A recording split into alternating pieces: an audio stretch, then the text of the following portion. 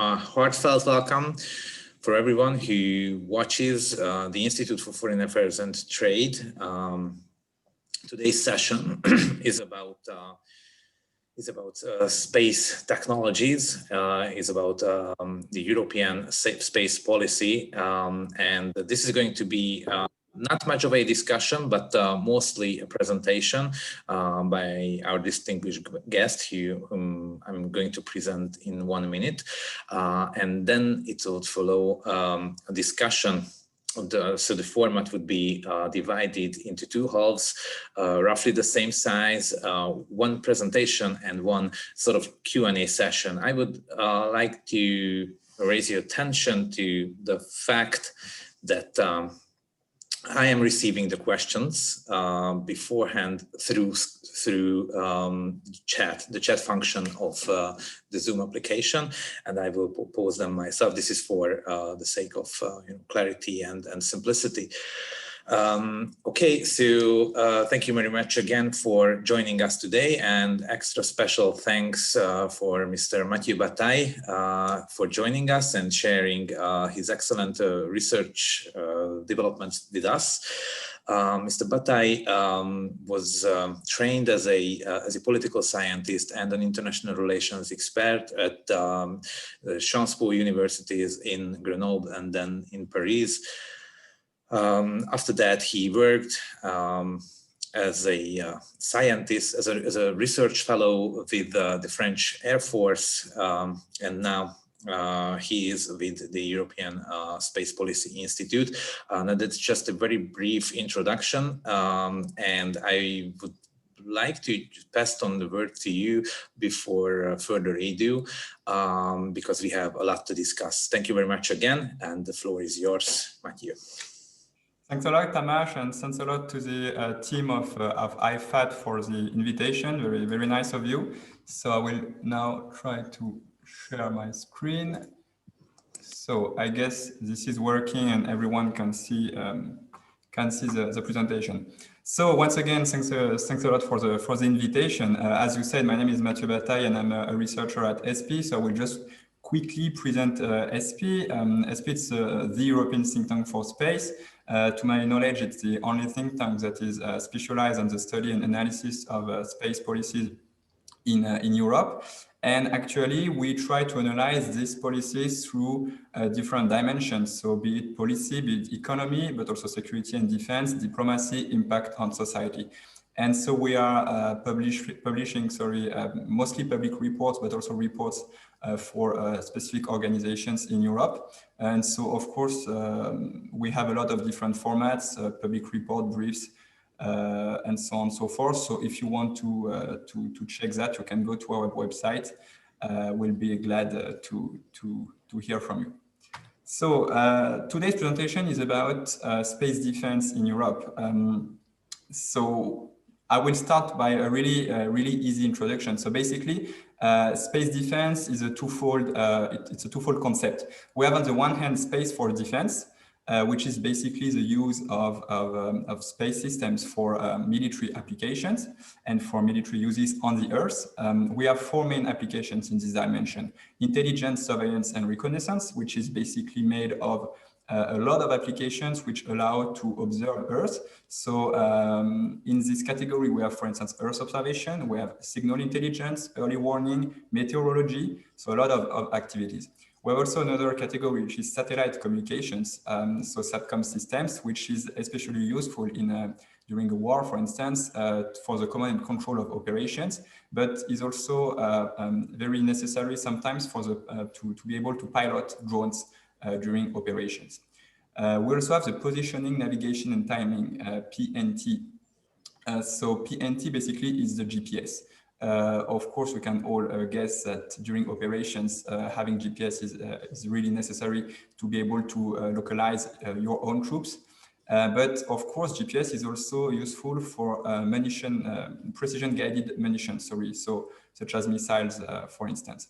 And finally, another activity which is maybe less known is space surveillance. So basically, the idea here is to know what is happening in orbit, and it's quite relevant for operations, because when you know that the satellite of an opponent will fly over your territory or your field of operation, basically you can either conceal your activities or even try to conduct some deception activities and try to lie a bit to the enemy, in a sense. The second main dimension of space defense is defense of space. And so in this case, we are talking about the protection of space systems in all their segments. Because basically a space system is made of three segments: the space segment, so the satellite in orbit; the ground segment, which is a station on Earth which allows to operate the satellite or to receive data from the satellite; and the link segment, which is basically the signal going from the ground station to the satellite and from the satellite to the ground station. And so these three segments must be protected if we want to have an operational space capability. And at least for the space segment, an activity which is also really important is space surveillance as well, and space situational awareness, which is the ability to track and detect objects in orbit, be it satellites or debris or other things. So why did we decide at ESPI to do this report on space defense? Basically, we can witness currently an evolution of international relations, globally speaking. But of course, there is also an evolution of the space relations and of the space environment. Two elements must be, I think, highlighted. We have first a capability-related element, and secondly, we have a political element. So the capability-related element, and before that, I would like just to precise that I will mostly discuss about non-European countries in this short introduction. So regarding the capability-related element, we have the growing development of anti-satellite systems. So an anti-satellite system, as the name indicates, is a system that allows to disrupt a satellite or to prevent it from providing its service. We have different types of ASAT systems. We have kinetic weapons. Basically, it destroys the satellite, the spacecraft, through the speed of the object that is launched, mostly a missile. But it can also be, for instance, a co-orbital satellite, meaning a satellite which is on the same orbit and will get closer and impact the target. We also have directed energy weapons, so mostly lasers and microwave attack. We have electronic warfare, which tries to jam or spoof the signal so that the information provided by the signal is inexistent or not precise enough.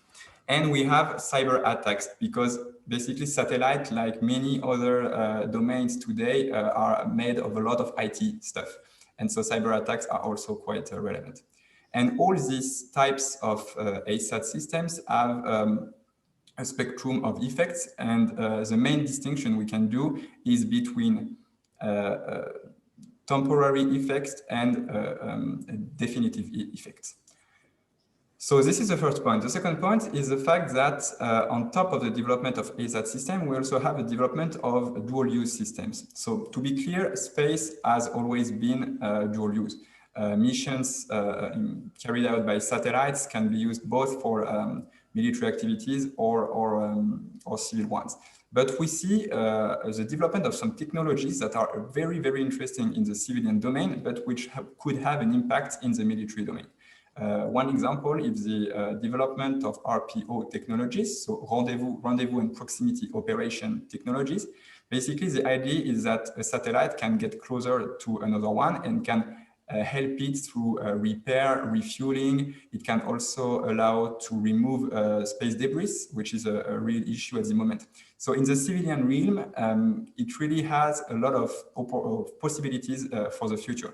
But of course, you can guess that if a satellite is going closer to another one, of course, it can also be used to disrupt it and prevent it from providing its service. So that's why there are also some concerns currently regarding this type of technologies. So now the second element I mentioned is a political element. We currently have on Earth growing tensions between major powers. And as I said earlier, space is not isolated from terrestrial relations. And of course, what happens on Earth will have an impact in space. And so what we see today is that faced with these growing tensions, non-European space powers, but also some European ones actually, have a more assertive vision of the space sector and a more assertive approach to this domain. And so it can be seen mostly at three different levels: the strategic level, the operational level, and the capability development level. At strategic level, we see that more and more countries or states recognize space as a warfighting domain, if I want to reuse the US terminology. And so basically they consider that space is a domain where a war could be fought. And so of course it has some consequences in terms of protection of the assets. How could we protect in the best way our assets? So there are reflections on deterrence, on resilience, but also on international cooperation with the idea of having some alliances in space for the protection, the mutual protection of a spacecraft. At operational level, we can see a reorganization of armed forces in a lot of countries. Of course, I think everyone heard about the US Space Force, which was created last year. And so we'll celebrate its first year of existence in December. But in other countries as well, for instance, Russia and China in 2015, they set up units that are dedicated to the space domain. Japan as well. Japan this year created a unit also working on space, and this unit will reach full operability in 2022. So why do these states do that? I think here we come back to the distinction I was making at the beginning. The first idea is to make space systems even more beneficial for soldiers on Earth through a better integration of satellites within the whole military operations. So here we have a kind of reinforcement of space for defense. But it's also to develop a bit more the space surveillance awareness activities. And so here we have a reinforcement of the defense of space activities, because as military operations are more and more dependent on space systems, it's necessary to have also a way to protect them. And finally, the capability development level. So it's basically what I explained just earlier. We have a growing development of ASAT weapons and these reflections on the dual-use technologies. Maybe a point that is interesting to note is that the hazard weapons that are developed at the moment are mostly on the non-kinetic side, meaning that they do not aim at physically destroying the satellite, and so it reduces the risk of the creation of a lot of debris, which is a real threat for space operations and for everyone. So now what's the consequence of all of that? The evolution of the international context creates a lot of stakes for Europe because the environment is becoming more and more risky, as I explained, while the dependence and reliance on space system is becoming more and more important, but not only for military operations, of course, but also for the economy, the society. So that's why Europe, which has its own assets in space, so I talk about national assets, but also European Union assets, should do something actually, or should react to the evolution of the environment. And of course, to know how Europe should react, we should know what is happening in Europe about on this question of space defense, military space. And so three levels must be analyzed, as is the case with, I think, most of the topics we are talking about in Europe. We have the national level, we have the intergovernmental level, and finally we have the supranational level. So now I will go one by one and trying to explain briefly what's happening for each level. So regarding the national levels, we see that national states remain the key actors in space defense in Europe and, of course, in defense altogether. Military strategies are mostly designed at national level, and the development and operation of military space capabilities is mostly in the hands of national organizations. So once we have said that, we can also see some commonalities. And the big one is that all major European space powers have recognized the importance and relevance of space systems in military activities. And actually, space is now recognized as a strategic domain by all these major space powers. So here I'm talking about France, Italy, the United Kingdom, Spain, and Germany. And so we see a bit a similarity with what happened in the cyber domain a few years ago, which was also more and more recognized as a strategic domain. However, of course, even if we have this commonality, we also have differences. First difference itself is in terms, of the involvement in the topic. Even if states consider that space is a strategic domain, they have not all created a military strategy dedicated to the space domain. And moreover, they do not all have full-fledged capabilities in space defense. Some of them only have Earth observation satellites, others have Earth observation, communication, signal intelligence. It's quite varied. The second aspect is the perception of the urgency of the problem. Last year, we had France. France published a defense space strategy, and 2 months after established the Space Command. So France already had a joint Space Command, which became a Space Command. And this year, the Air Force became the Air and Space Force. So we see a very quick evolution in this country, while, for instance, in the United Kingdom, has been promising, in a sense, a defense space strategy since 2018, and we are still waiting for it. So I know they have other issues probably at the moment, but it's also maybe important to note that. And for Germany, so to my knowledge, maybe I'm wrong, but to my knowledge, there is no new strategy that is planned focused on the space domain. And finally, in terms of governance, so governance structures are very different. I will try to show it, but of course, in the report, you can access in much better quality. And so governance structure are really different from one country to the others. And maybe what we can really remark is that the place given to the National Space Agency or to private operators, private actors is very different from one country to the other. For instance, in the United Kingdom, let's say private actors are much more present than in France, for instance.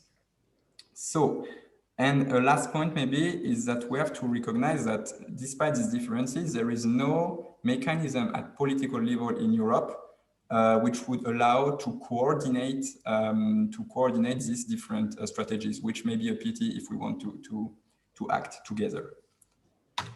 But at national level, it's also important to recognize that these are not only the major countries that are investing in military space, we also have smaller ones. However, investment of the smaller countries in space is mostly part of cooperation. It's mostly in cooperative schemes that it takes place. However, and also it also means that it does not mean that these countries have a specific strategy for the space defense domain or military space. However, a few countries are also investing in national capabilities. So we have Denmark. Denmark with the GOM-X4A satellite, which was launched, if I'm not mistaken, in 2018. And basically, this satellite aims at monitoring the Arctic territories of Denmark. Second country is Luxembourg, so with the GovSat-1 satellite. So GovSat-1, it's a telecommunication satellite, which is operated by the company GovSat. And GovSat is a joint venture between the Luxembourg government and the operator SES. And the missions of GovSat are for both governmental, civil, and military users. So regarding telecommunications, that's all for Luxembourg. And we have also Earth observation with the NEOS satellite, which is planned for the future, but not yet launched. But there is really an investment in national capabilities in Luxembourg. And finally, Poland. So Poland does not have any military satellite in orbit. However, we see that there is a growing awareness of the role that space can play in the defense of the country. For instance, in the Polish space strategy, one of the objectives that was given for the year 2030 is that Poland should build a capability based on space technology and applications in order to reinforce the security and defense of the state. So this is clearly a clear objective and an important one. And the second aspect is that Poland is investing quite a lot in space situational awareness, which I said is important both for space for defense and defense of space. And so actually, Poland is part of the EU Space Surveillance and Tracking Initiative, which I will present a bit later. And it has also signed an agreement with the US Space Command on exchange of data on space situational awareness. So we see that there is a real potential for the country to maybe focus, why not, on this activity, but very develop it a lot for its own purposes, but maybe also for the purposes of its allies. So that's for the national level. Now I will go to the intergovernmental level. So the intergovernmental cooperation, we can see it through two lenses. First, intergovernmental cooperation between European states, and second, intergovernmental cooperation at NATO level. So I will start with this European cooperation between European states. So as I said, national states are very important. However, there is cooperation among European states because it's also a way for them to expand or to complement their capabilities in military space. So we have identified in the report 3 models of cooperation, but I think something is really important to underline is the fact that even if we have this cooperation, interoperability between the capacities is never perfect. And it's the same for the sharing of data. There is always a reluctance to share everything with the other, never full transparency in a sense. So now I will go to the 3 model. So the first model is the exchange of capacities. So it mostly takes place in a bilateral relationship. And so basically each country develops a system and has an agreement with the partner to share tasking rights. So what is the tasking rights? It's the right to formulate a certain number of requests regarding the configuration of the sensor. So basically, you could ask your partner with an Earth observation satellite to look at a specific area because you are interested in that. And so we have this cooperation. So each state gives a tasking right to the other on its own satellite. However, each state also keeps its ground stations, which means that images are not shared. Each partner does not know what the other country asked, requested in terms of imagery. Despite this limit, it creates a kind of interdependence, and even more because really often these technologies are quite complementary. The example I will give is the Schwerin agreement between France and Germany, which basically gives Germany access to the Helios 2 system, which is an optical Earth observation satellite, while in exchange, France gets access to SAR-Lupe, which is a radar Earth observation satellite. And so if you combine both technologies, you can have access almost 24 hours a day to the area you want to access, because one is made for daylight and the other for cloud or cloud weather or for night. So, and probably this kind of model functions quite well because France and Germany decided to renew their partnership with a new generation, of systems, which are CSO and for France and SARA for Germany. Second model now, delegation. So in this model, we have one country which is leading the project and which is a core partner of the cooperation. But this country is supported mostly financially by other countries. And it's mostly in exchange of, once again, tasking rights on the capacity to be developed. So here there is a strong centralization because the major partner, of course, has a strong voice and is a key leader of the project. But it also creates a community of interest because each country has a direct stake in the capacity as it financed it. So we see also that it, in a sense, forces them to discuss and cooperate the issues of the program.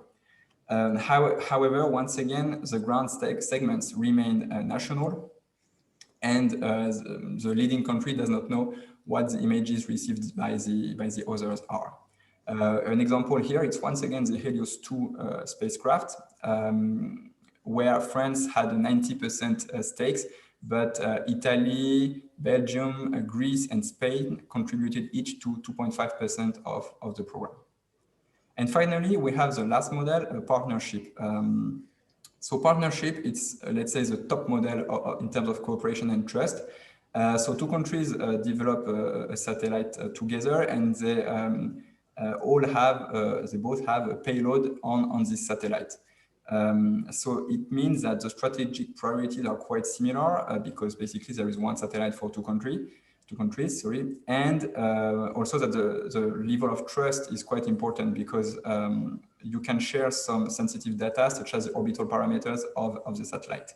However, as I said, there are one payload for each country, which means that there is no direct sharing of the payload.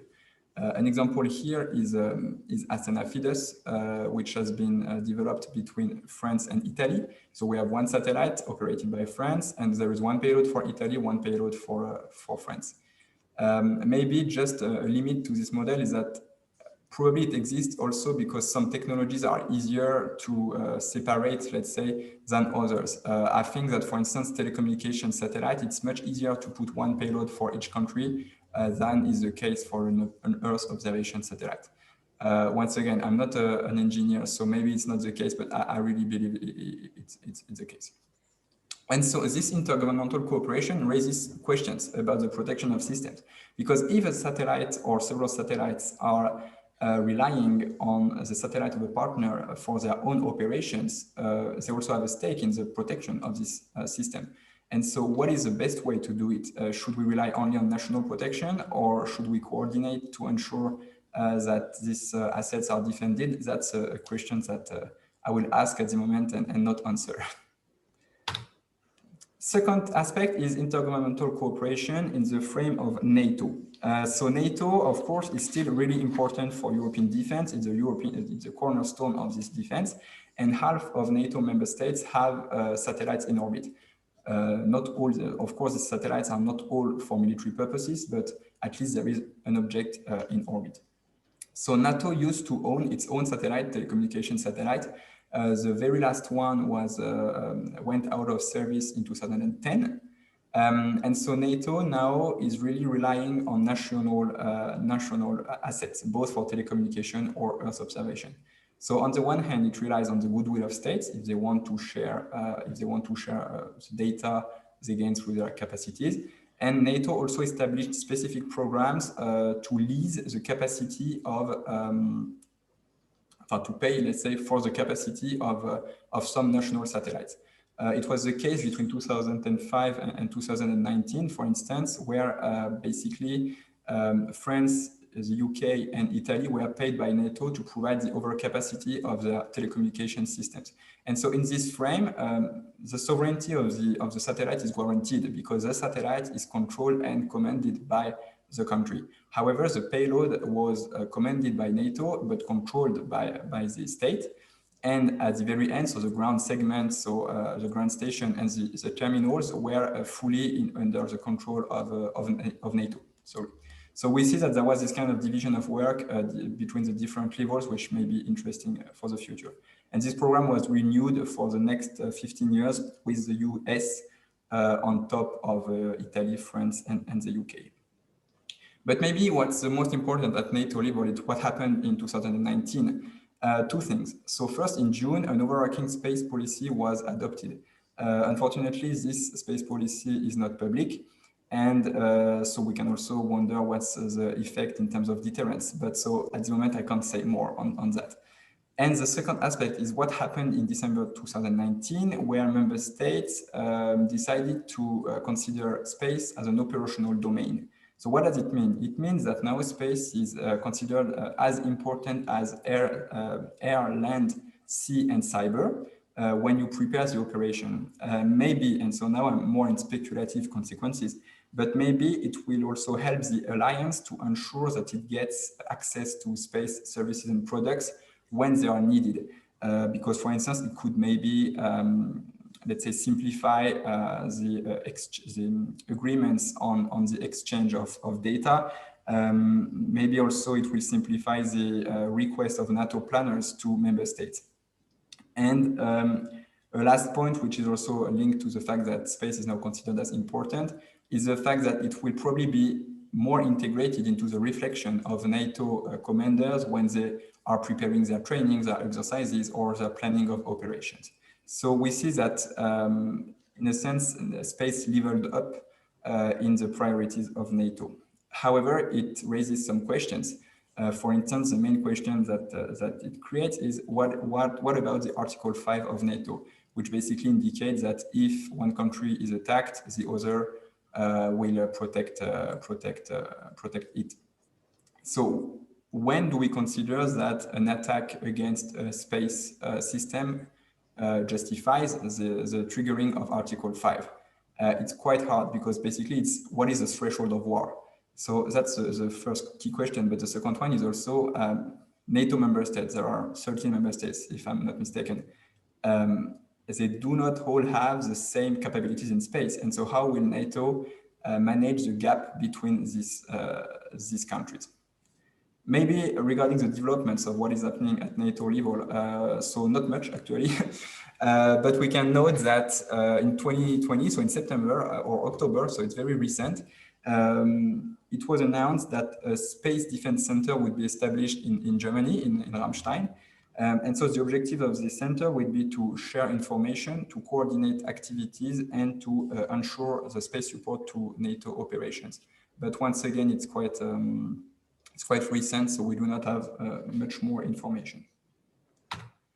And so now I will try to show that the development of national capabilities can be used for to fulfill international commitments of states, and also the other way around. So with two examples. First, Luxembourg. So as I said, Luxembourg has a dual-use satellite, GovSat-1. And so in 2016, the company GovSat received a contract from NATO to ensure that the drones that are used in the Alliance ground surveillance system, can securely communicate with their ground stations. And so basically with that, this contribution through this contract is part of the contribution of Luxembourg to NATO. So this is maybe an idea for smaller countries, not only to contribute through troops or other means, but also through putting at disposal of the alliance some space capabilities. And maybe another example, but in the other way around this time, is with Czech Republic. So in 2018, Czech Republic established, so let me find the name, a satellite center, actually, I think in Prague.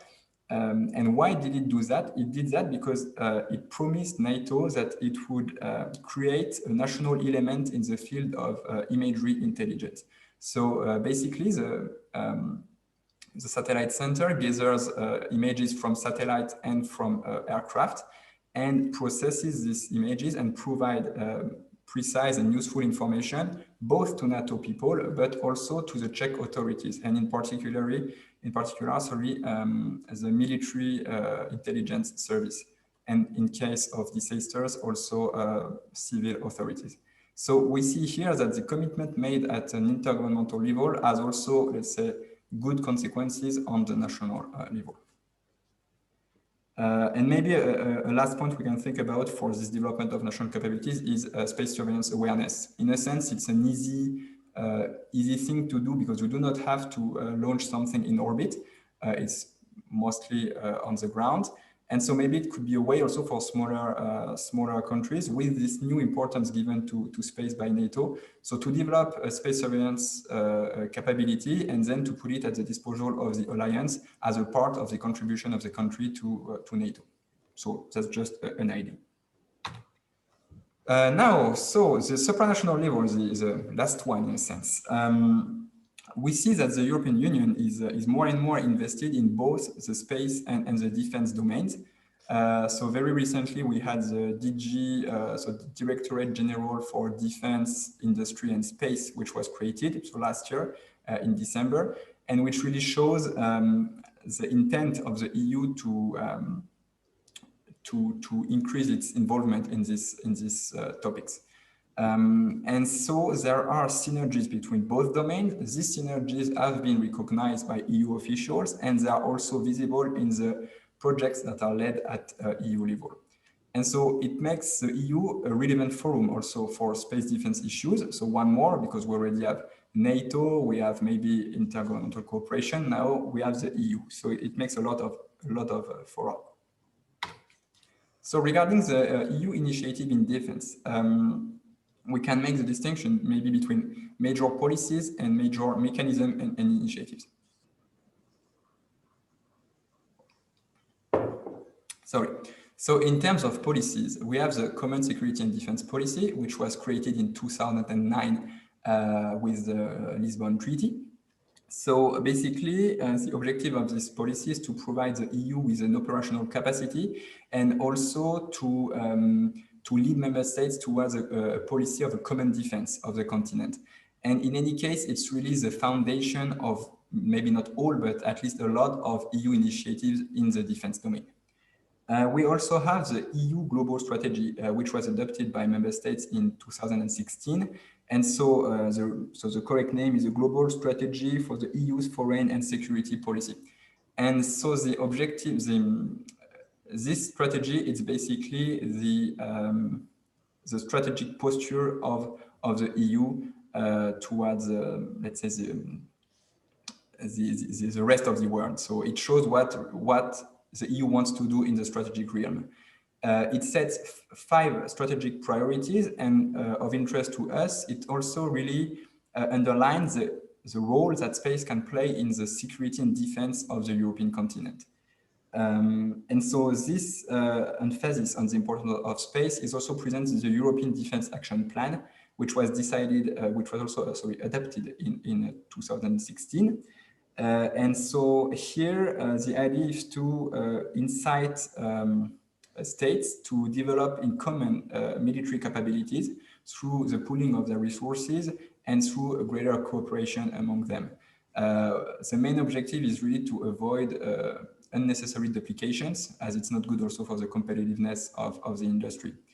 And the European Defence Action Plan is important for an initiative I will present a bit later, which is the European Defence Fund.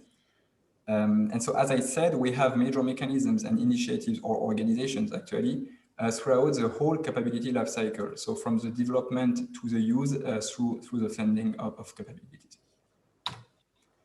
So in terms of capability development, I think the key initiative is PESCO, the Permanent Structured Cooperation. So it was established in 2015. 25 member states are participants on a voluntary basis.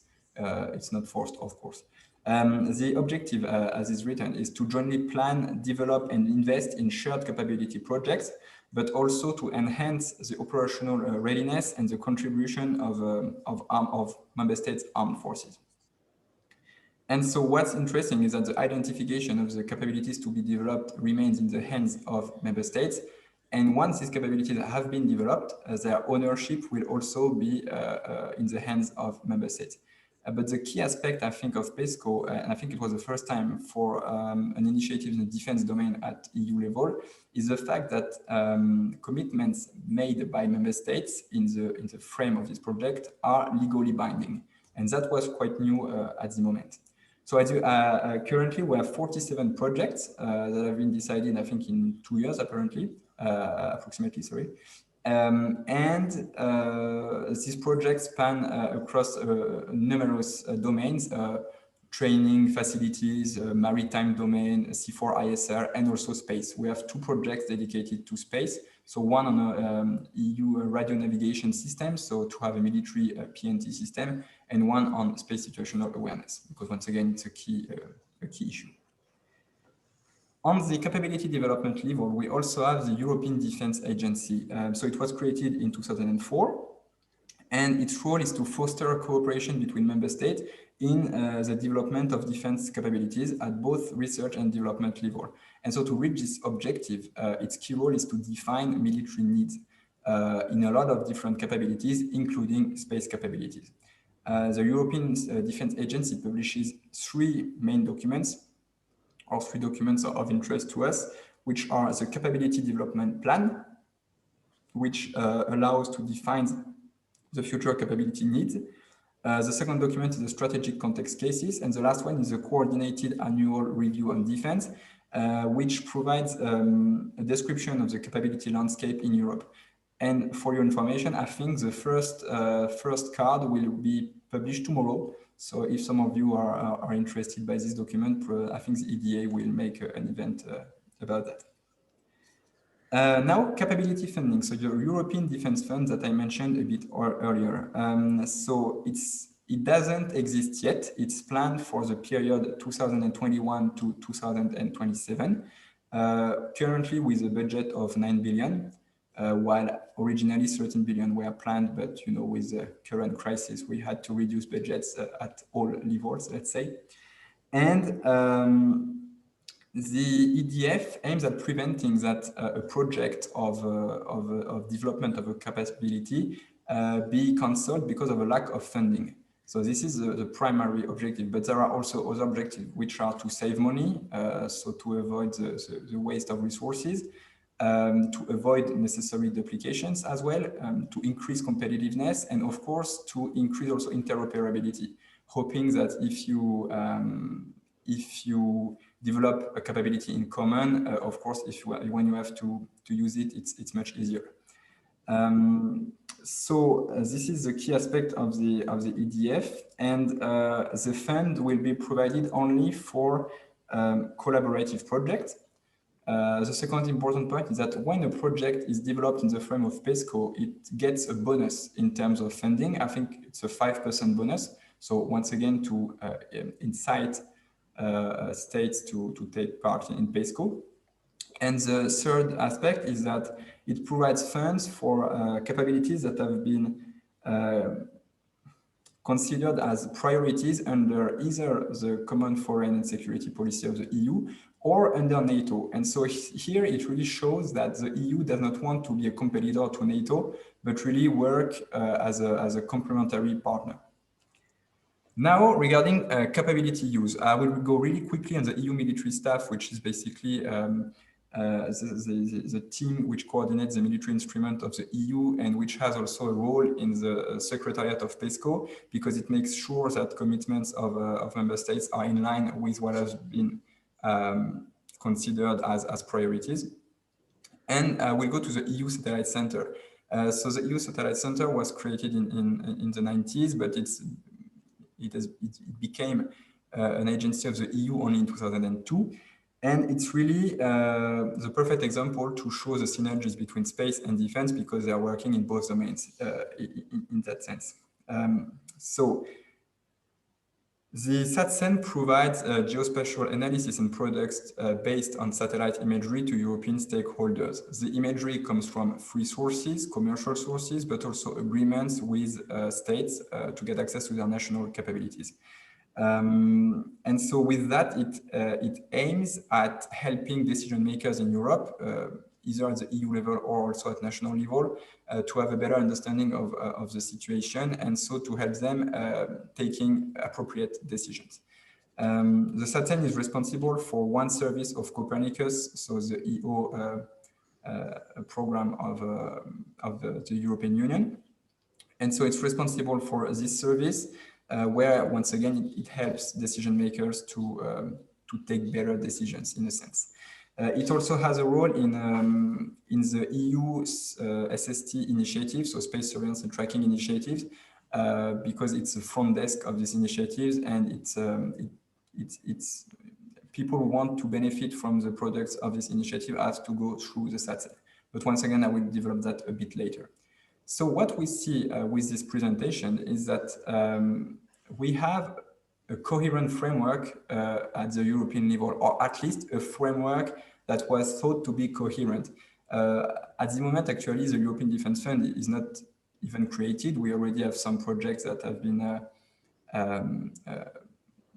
undertaken under preparatory instruments, but the full-fledged European Defence Fund does not exist.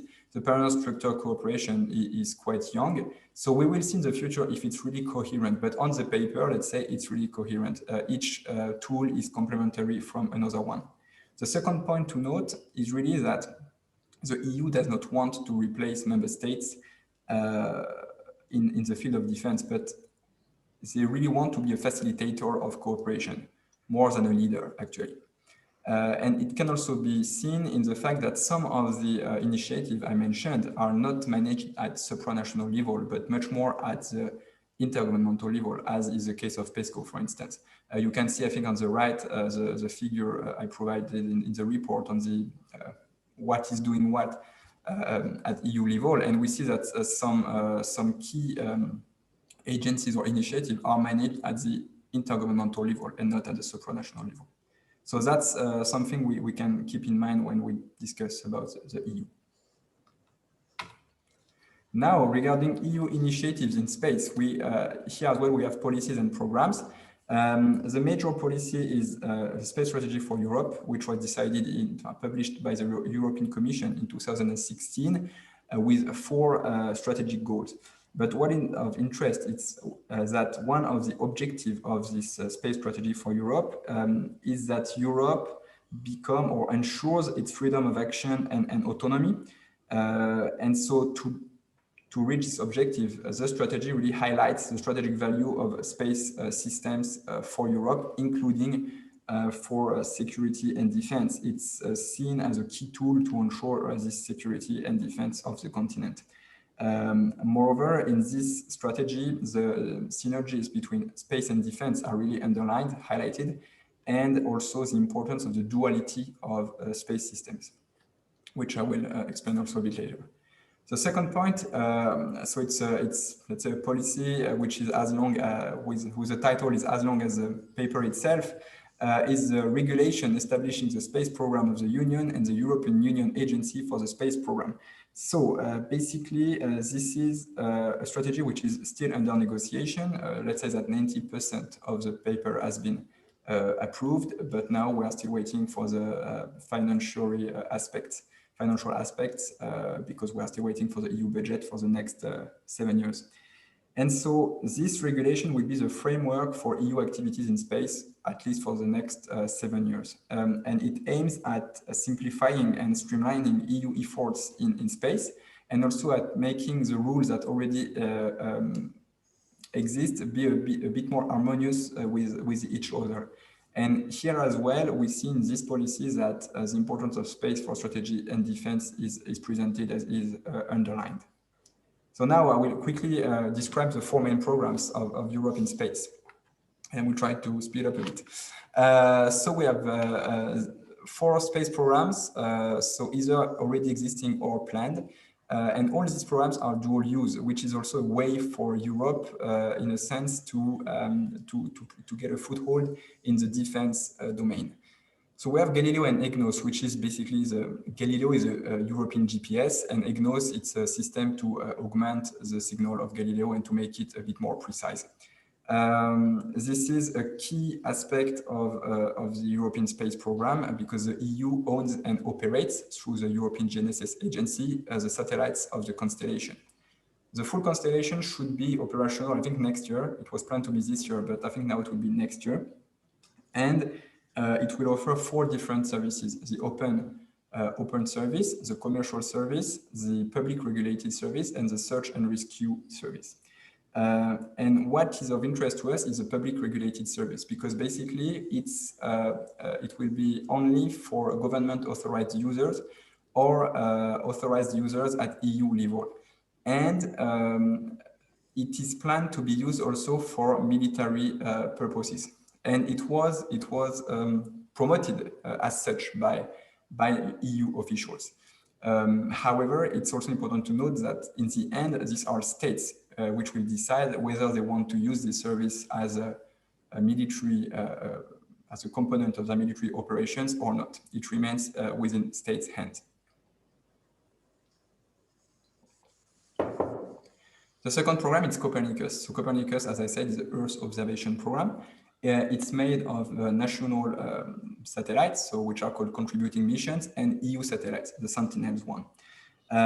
Copernicus provides different services, including a security service with 3 sub-services: border surveillance, maritime surveillance, and support to EU external action. This last service, so SEA, is of interest because it can be used to take decisions before or during EU military operations. So there are only a few EU military operations, but SEA can be used also in this framework. So which really shows a direct application of a space program to defense purposes.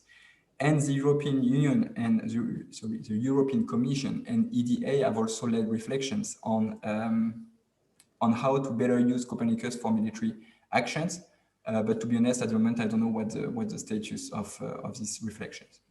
Regarding GovSatcom, so as the name indicates, it's the SATCOM program of the European Union. It still does not exist. It's a project. So the idea would be to pool and share national capacities in order to provide secured communication to European decision makers. So here it's a bit less, I think, on the defense side, military side, because it will use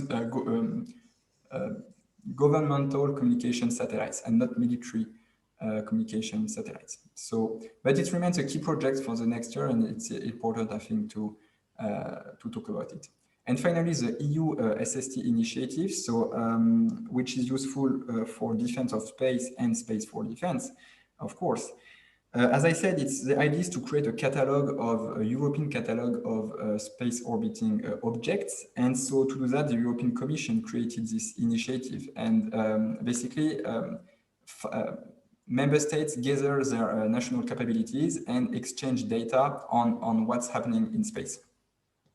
And thanks to this data, three products are offered to people interested. What is of interest is that in 2015, there were only 5 countries making up this initiative. So France, Italy, Spain, United Kingdom, and Germany. But in 2019, they were joined by 3 smaller countries, Portugal, Romania, and once again, Poland. So once again, it shows that SSA is probably maybe a good way for smaller states also to invest in space defense. So yes, that's what we have currently, but what is expected for the future? So with the regulation I mentioned, there should be the creation of the EU Agency for the Space Program, which will basically replace the current European GNSS agency. And so it will have 3 main responsibilities. It will be in charge of the security accreditation for all EU activities in space.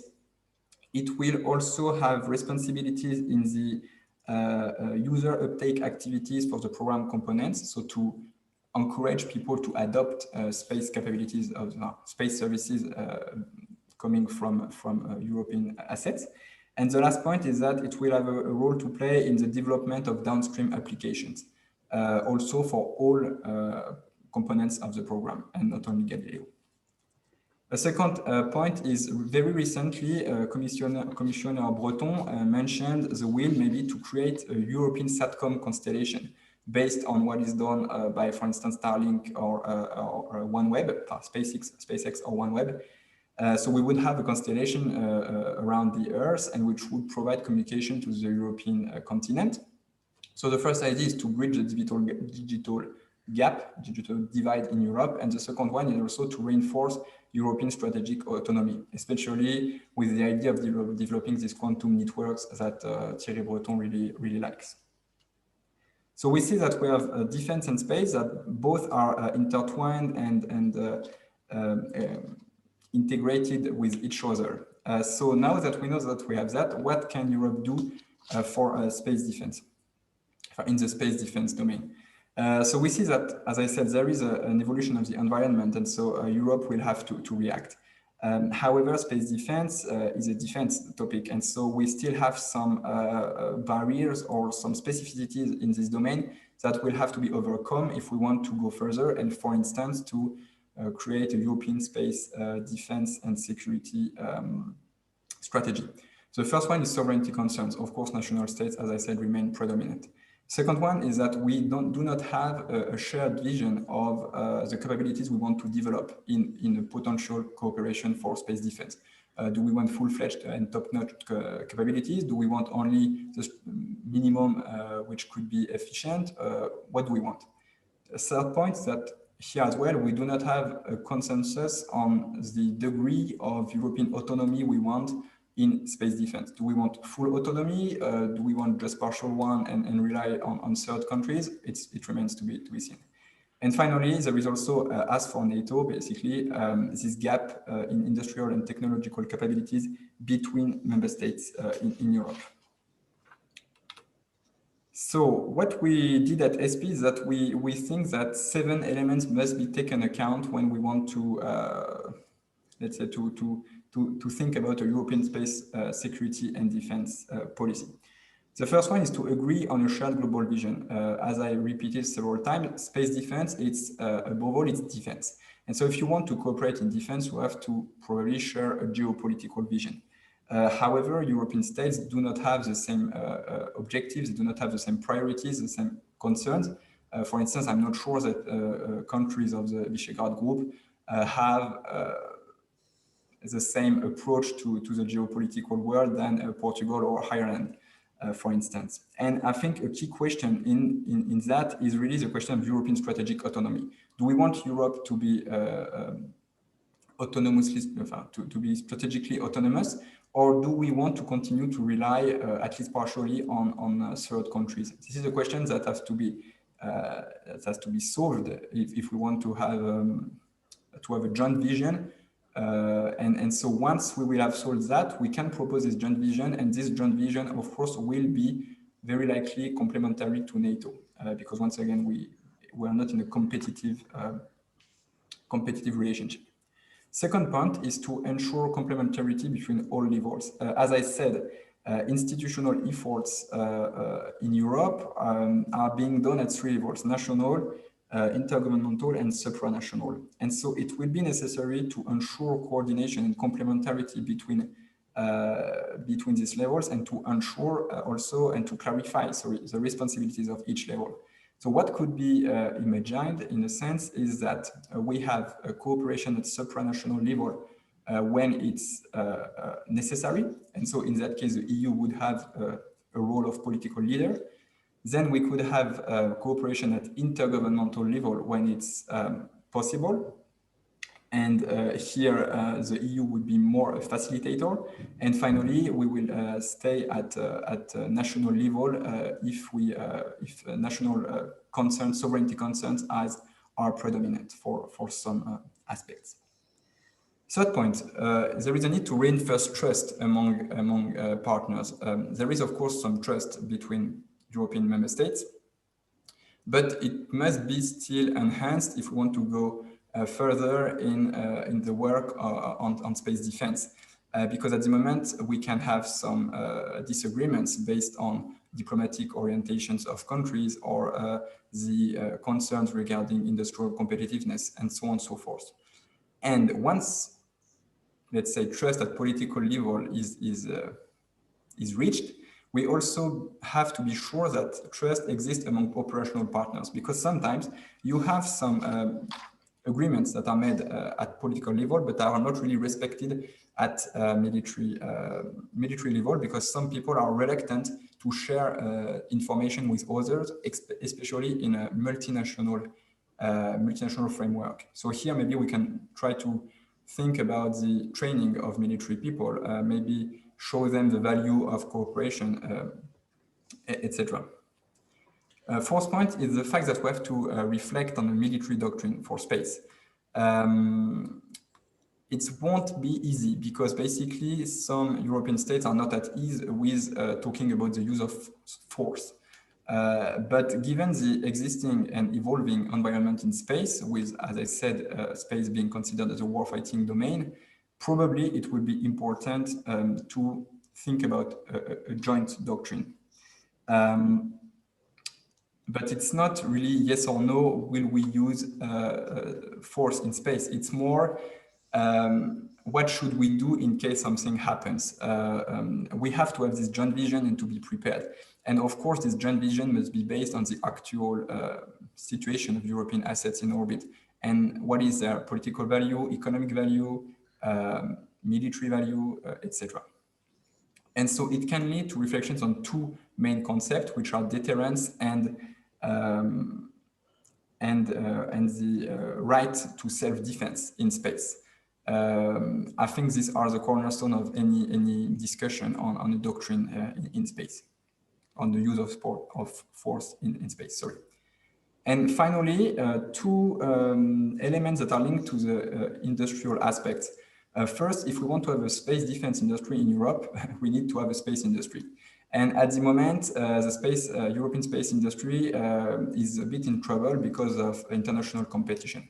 So here we have to see how we can help this industry should the institutional demand be reinforced. Should we have also more demand from the military side, as is the case, for instance, in the US?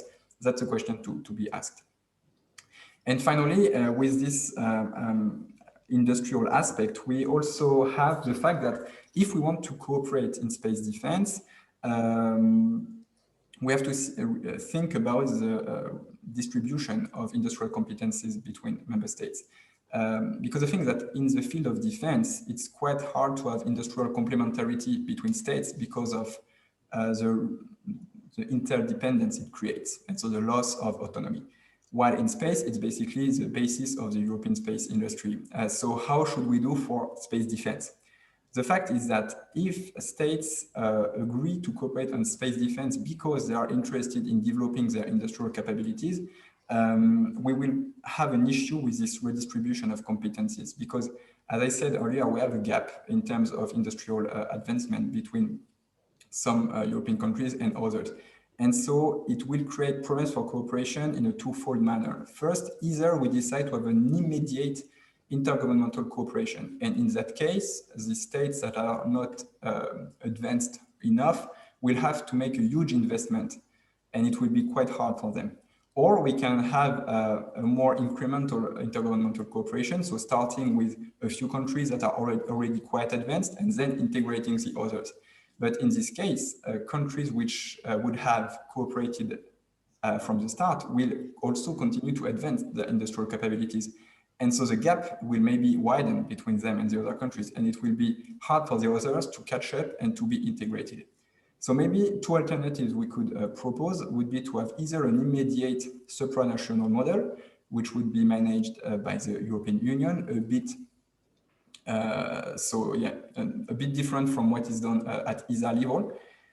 And the second aspect would be to have a very restricted intergovernmental cooperation with a few countries that are quite motivated to protect the assets of all European countries.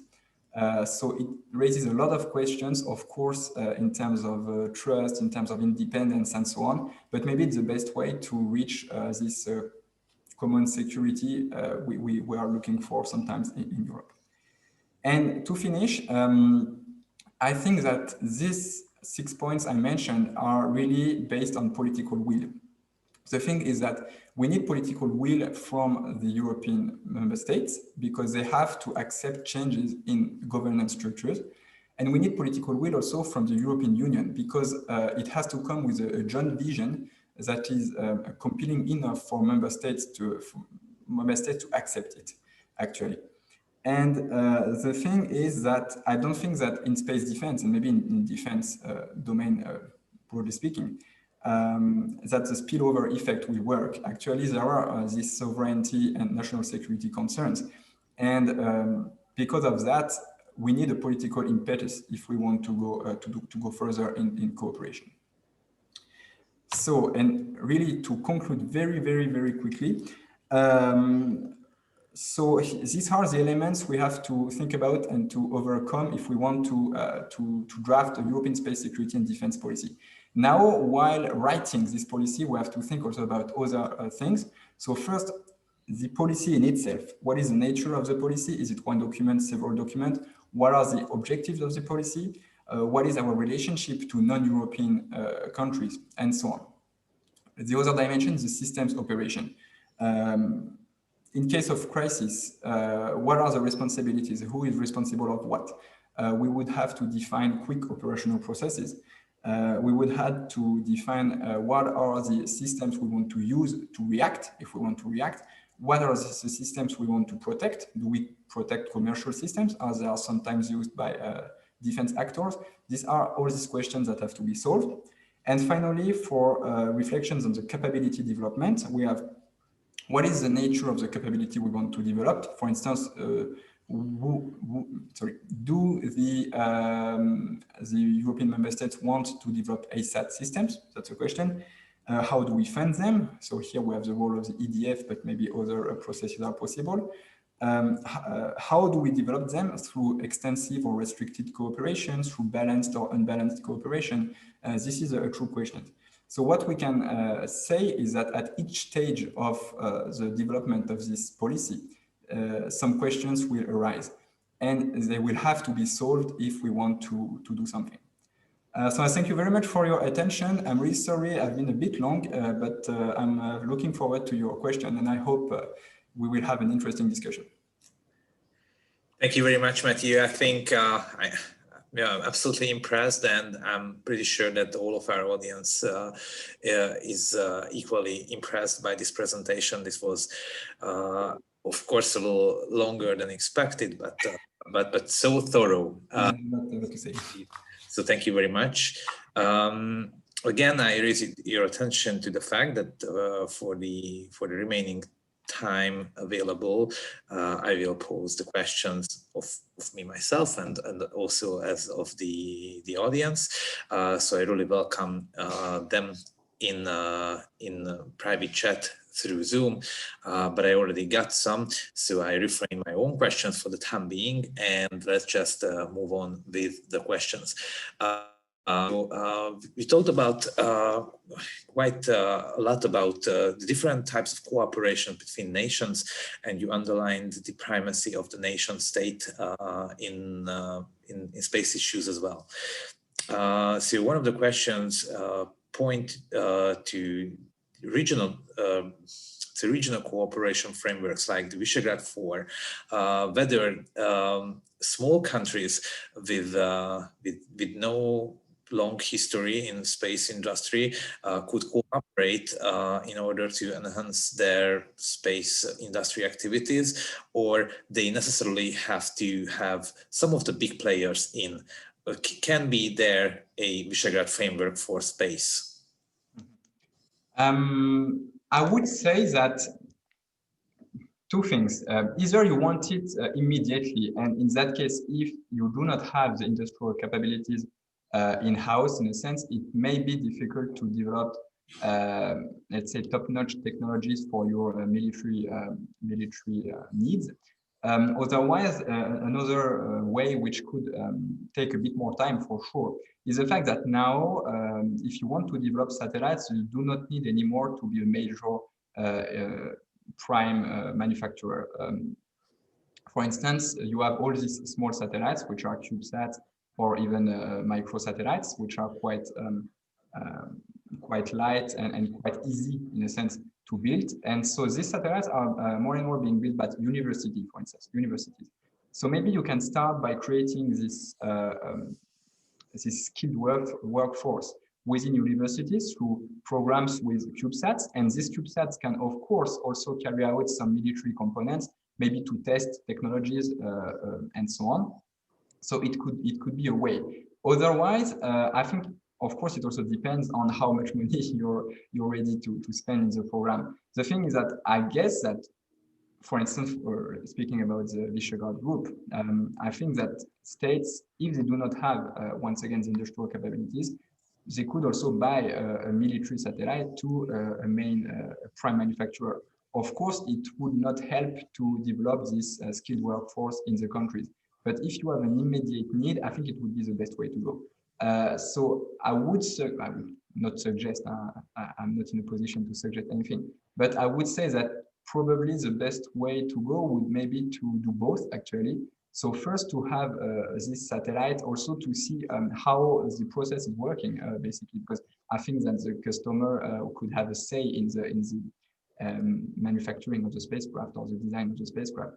And so in parallel, really, step by step, creating this workforce within your country so that maybe in 10, 15 years, you are able to build your own satellites with required capabilities. There is another question that is connected to it, and thank you very much for your answer. But I think it would quite quickly connect to this previous one. Whether a small country like ours or the rest of the countries should be better off starting out aiming at satellite technologies. So it is the way to further those industries, or Earth observation facilities maybe, so that you still connected to space industry, but not satellite communication. So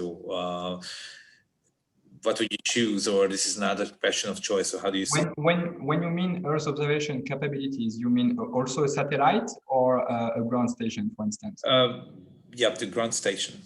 Okay, because I think a ground station, it's much more easy to build. Once again, I'm not an engineer, but I believe it's much more easy to build, because for one satellite, you will have several ground stations. And then it also depends whether you want to be able to operate the satellite or not. You can have a ground station where you only, let's say, get the data from the satellite. Then for Earth observation, the difficult thing is that you will have to process the data. It requires some technical capabilities, which are sometimes quite, let's say, heavy, and also some skilled workforce to understand the imagery, if you want. Because the thing is that Earth observation, you do not receive a clear image like that, and you just have to use it. It has to be processed through specific technical capabilities, once again, and then to be understood. But I think it's a way. Why not to go further? At least, once again, I think the idea is maybe to create a culture of a space within the military. But I think that in terms of direct use, telecommunication satellite is maybe easier to use, because in a sense you just have to buy the terminal, and then you can directly use a satellite system. I see.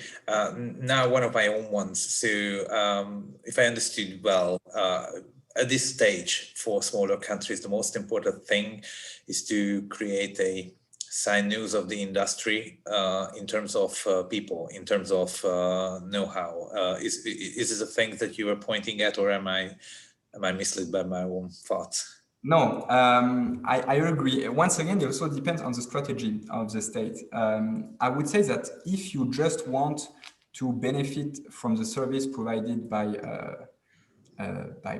space systems, either you can also access to it through cooperation. For instance, I think Poland, once again, has a cooperation agreement with Italy to get images on their Cosmos Skymed radar, which has, Cosmos Skymed satellites, which are radar systems for dual use purposes.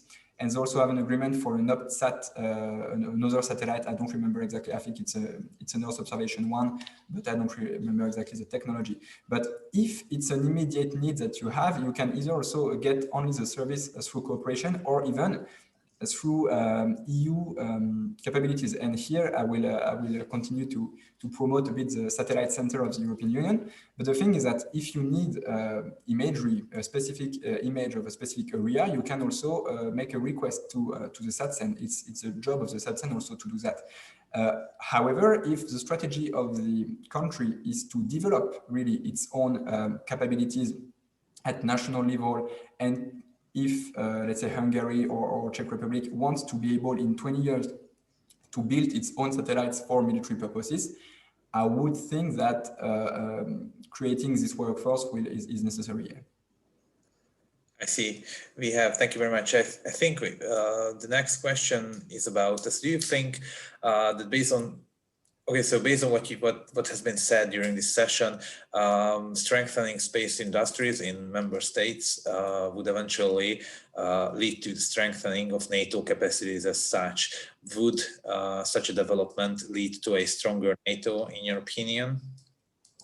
I think yes. I think it's even better for NATO if allies are stronger, in a sense, because if you develop your capabilities, you will be able to contribute more to NATO, because it won't be, let's say, the burden, in a sense, will be shared on more countries, because more countries will be able to contribute to NATO. So I think it's also, in a sense, a narrative of the European Union that a stronger EU is a stronger NATO as well. You know, when you want to avoid some people to think that both are in competition. So no, of course, I would say that developing industrial capabilities, it's always good in a sense. then we have to see at the European Union level if we want to, so each country has its own capabilities, or if we want to create complementarity between states. Because once again, the objective of the EU is also to avoid unnecessary duplications. For instance, for the European Defence Fund, I think one of the big example of the EU to convince states to participate was that the fact that in Europe we have, I don't exactly remember the correct number, but I think it's like 20 models of tanks, while in the US they have one, because it's one country basically.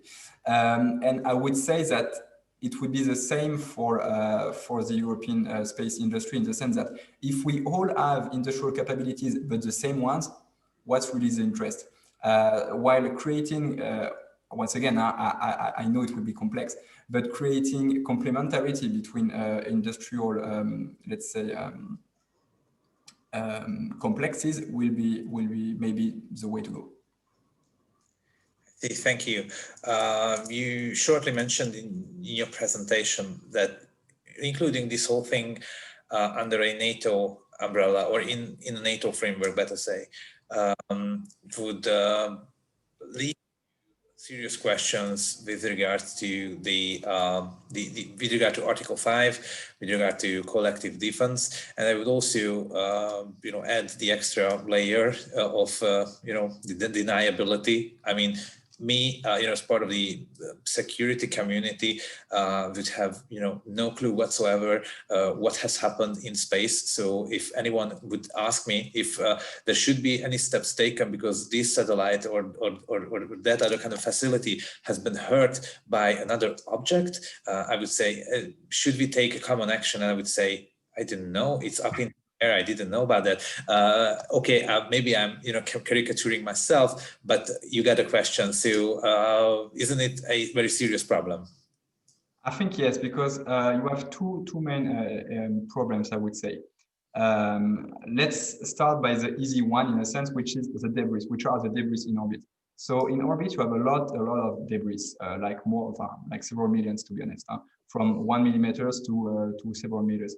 This is a real risk to space assets, because even if a flock of paint hits a satellite, it can disrupt it, which is an issue. And so, depending on your dependence on this satellite, it can create real issue, because if it's a key satellite, or it's a problem for your operations, actually. The second aspect, which is even more complex, is the development of intentional threats. And so that's what I mentioned at the beginning, which are these ASAT tests. For instance, we have in the past few years, or let's say past 15 years, we have had 3 high-level tests, or 3 tests which attracted the attention. In 2007, we had China, which destroyed a satellite at around 700 kilometers. So one of its satellites, of course, and it created a cloud of debris, which is still a problem for a lot of satellites. So the year after, the US, of course, to show that they could also do it, they destroyed another satellite at a much lower altitude to avoid this debris. But once again, they really showed their capability to destroy satellites. And so last year, in 2019, India did the same in the so-called mission Shakti, also to show that they were a space power. The thing is that I don't believe that kinetic threats are the real threats, because once again, I said it would create a lot of debris, which would be an issue for all operators, including the country which launched the missile. The problem would come from non-destructive threats. And so we see that Russia, I think last year, made operational a laser, which is able to blind satellites and even maybe to destroy their sensors when we are talking about Earth observation satellites, for instance. China is also developing some anti-satellite systems of this kind. And the thing is that, yes, we could believe it's not really important, but if China starts disrupting, or Russia, or even the US starts disrupting a satellite that is considered as vital by the country operating it, at this moment, are we in a situation where we could declare war because it's considered as a strategic asset and vital asset. I think, for instance, that GPS is considered as vital by the US. But for instance, when there is a jamming of the GPS signal, of course, it doesn't deserve an act of war because jamming is also temporary and it's over a certain area. But if we decide to destroy a few GPS satellites, how will the US react, given that it has impact on its operation, because it's really reliant on that, but also on the whole society in the US, in Europe, and so on, because a lot of activities are relying on GPS. So that's why also the space surveillance aspect is important, because you have to be able to attribute the attack to someone. And that's also a bit the problem in space. If you know that your satellite is having problems, but you do not know because of whom, you can't really react.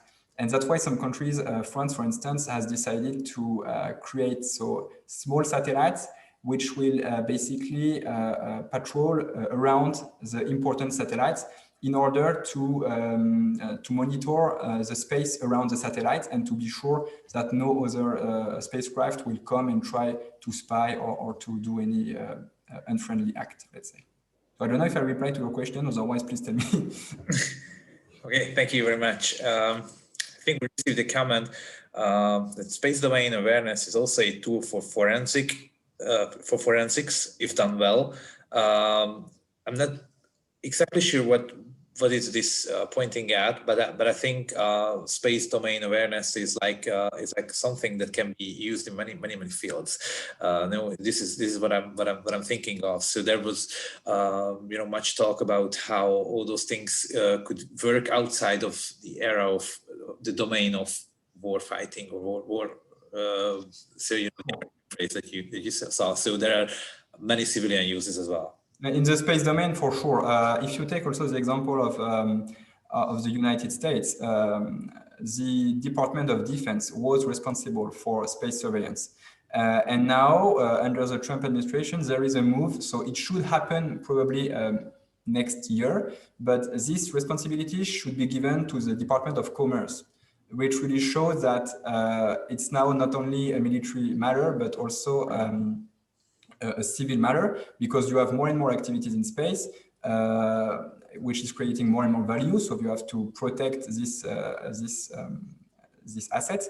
But I think that space surveillance in the civilian domain is really focusing on debris, because once again, this is the main threat, I think.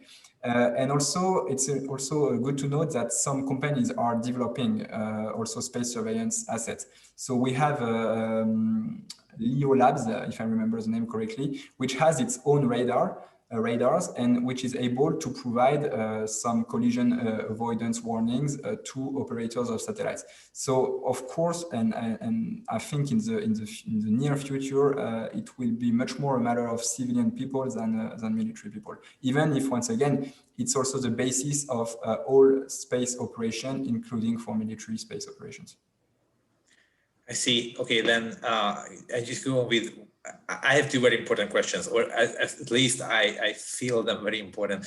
Correct me if I'm wrong. So the first one is, what about the marketability of space research, space and defense? Because people tend to be serious about their security issues if those are very close to them. It's in their vicinity, which you cannot speak of the space. So many people have this idea about everything that is connected to space, that it is something the Americans do, and it's very expensive. So why bother taking the issue with it? Also, there was last year you mentioned this American invention, the space battalion by the Trump administration, and I remember reading articles that as part of the bombastic foreign policy of the Trump administration that will eventually come up empty. And so, do you think that such an industry can maintain public attention and public support, given the fact that it's a very immediate threat? Regarding the second question, I think maybe if even if public attention decreases, now that the Space Force has been created, I think it will stay because you have this kind of effect that is, once you have created something, it's always more costly to uncreate it and to remove it. And I think it's really a trend that is growing. It's not only the US. As I said, China and Russia, they did it much earlier. So in 2015, France is doing it. We have Japan, which Japan has a really a culture of peacefulness in space, and they are also setting up this kind of unit. We have India as well. So all major players are doing that. Probably it's possible there was a kind of Trump effect in the sense that, of course, if the leading country is creating a department dedicated to space, other countries can think it's a good idea and do it as well. But it's also part of this broader context that I was mentioning. And I think that even if public support is not here enough, is not enough, it will remain because I mean public support is no, only a few people now are really excited about, I don't know, Air Force or whatever, because it's not new anymore. And so once the space units will be integrated as a usual thing, I think it will stay and it will be like that. And it was really, I think, in the US that it became also a political tool because with Trump doing a Space Force during meetings. For instance, in France, I'm not sure that a lot of people have been aware that we now have the Space Command and the Air and Space Force. Regarding the first question, so regarding the marketability of space research, space defense research, I think countries should not restrain themselves by believing that it's done by the others and it's extremely expensive. Once again, space is now in a new context where we have more and more companies spending money to do some research in space, and we have also a lot of startups. And in Europe, we have a lot of very, very small companies that are providing products based on space assets. Moreover, it's not also, when you work in space, it doesn't mean that you are forced to build a satellite. You can also provide services based on satellites of others. And it's especially the case with the EU programs. For instance, Copernicus, so the Earth observation program, it's a mine of gold for startups because basically it provides free images. And then, if you are a bit good, in IT and you are able to create a program, you can sell these images to a lot of different sectors because each sector has a specific interest. For instance, agriculture will have an interest maybe in infrared images. For the oil sector, it will be something else, and so on and so forth. So, if you are creative enough, I think there is always a way to use space solutions without having this, and I agree, this expensive aspect of building a satellite, launching it, because the launch is also quite expensive. So I would say if you want really to start without spending too much, start with the applications and downstream sector.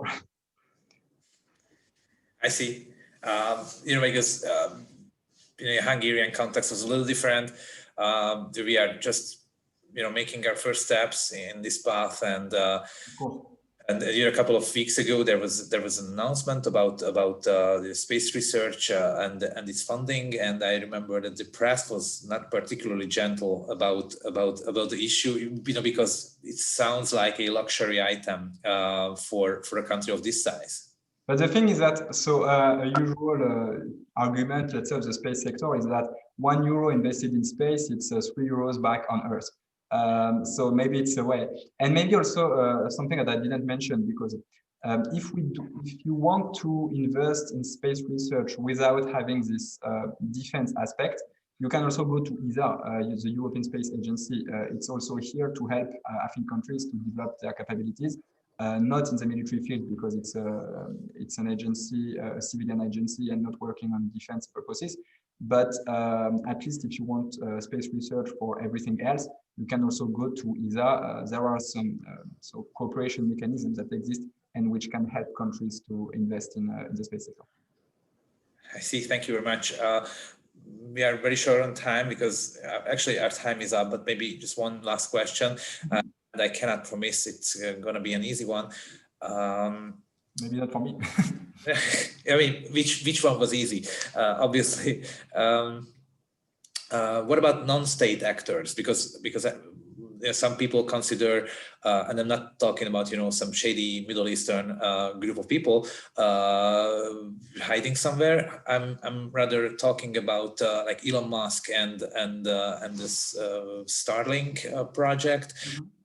It's in itself it is very telling that I said Elon Musk before Starlink. The name of the project came to my mind because for many people Elon Musk is the manifestation of the crazy millionaire from James Bond movies, and even if his activities are cannot be considered as a threat, but the fact that there is not always a perfect harmony between states and companies, not only in an American context, but sure not in a European context either, can be actually a threat. So how do you see this problem? Is there a solution somewhere in the horizon?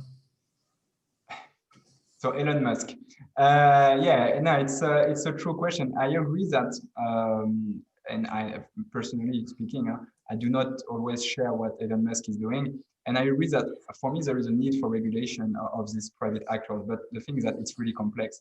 So Elon Musk, so SpaceX, for instance, it's doing a lot of great things, for sure. But we have also to remember that it relies also a lot on public funding, not direct public funding, but let's say that they win contracts from public organizations. So maybe there is also a way to let's say to enhance the bargaining power of the states in the negotiation. But the thing is that I agree with you that it's a threat. If we take the Starlink system, so the idea is to launch 12,000 satellites in orbit for SATCOM purposes. So it will create a lot of debris. It's a problem for astronomy because it creates some streaks in the images of astronomy. And the thing is that, in a sense, we can't do anything because everything what it does is authorized by US authorities. Basically, he filed papers with the Federal Communications Commission. He got the rights, the spectrum rights that are needed for his satellite communication constellation. And so everyone knew what he wanted to do. But the thing is that nobody reacted in time. And that's the problem. The thing is that the pace of private actors, it's much different from the pace of public actors. The private actors are much quicker. And the thing is that maybe on the side of the states, an interesting thing would be to adapt their framework to be able to be more flexible, more reactive to what's happening in the private sector. At the moment, in Europe, I think we do not really have this problem of crazy billionaires, except if we consider that Richard Branson is a crazy billionaire with a space views. But the thing is that even if we do not have that in Europe, we will be impacted by what is done in the US. Because once again, if I take the example of Starlink, but it's also the case of OneWeb, which actually is a European company. But basically, the satellites circling Earth, it will also impact Europe. The risk of debris, it will impact Europe. So I think there is a real need also for coordination at international level to avoid issues caused by private actors. And these private actors have to be also included in discussions on rules of the road in the space sector. No, this is an excellent, absolutely thorough answer. Thank you very much. But I know it was a difficult one.